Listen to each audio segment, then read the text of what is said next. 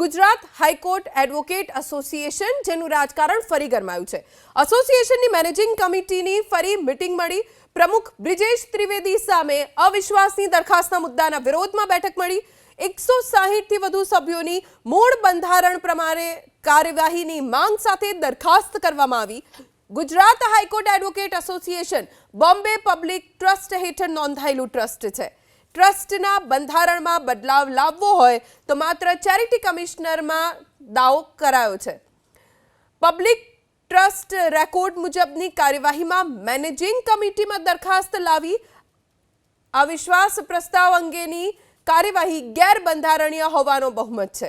આજે high court advocate એસોસિએશનની અસાધારણ સામાન્ય સભાનું પણ આયોજન છે, જેમાં અવિશ્વાસ અંગેની દરખાસ્ત રદ કરવા માટેનો મત લેવાશે।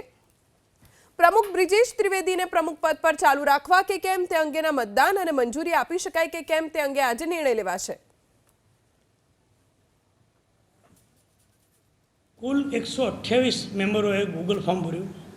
એ લોકો એક રિક્વેઝિશન લાવ્યા કે જે મારી સામે અવિશ્વાસનો મત માંગવા માટેનું રિક્વેઝિશન હતું તે બાબતની 2006થી જે બંધારણ અસ્તિત્વમાં છે ગુજરાત હાઈકોર્ટ એડવોકેટ એસોસિએશનનું, તેમાં કોઈ જોગવાઈ નથી।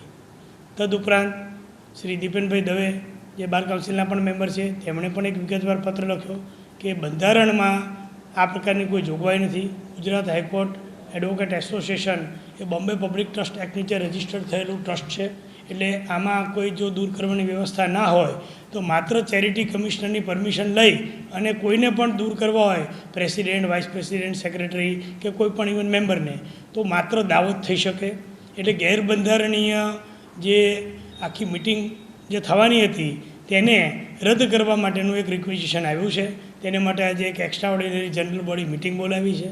જ્યારે 1060 મત મળ્યા હોય તે વ્યક્તિને કોઈ પણ 35 જણા કે એથી વધુ સહી કરી અને આ રીતે જે હેરાન કરે છે ચાલુ ટર્મે, તે બધું બંધ થાય અને આ જે બધા લેભાગુ તત્વોને માત્ર સત્તા પકડી રાખવી છે, તેને માટે અમે નો રિપીટ પોલિસી જે 2006માં લાવેલા તે ફરી અમે મજબૂત રીતે પાછી લાવીશું।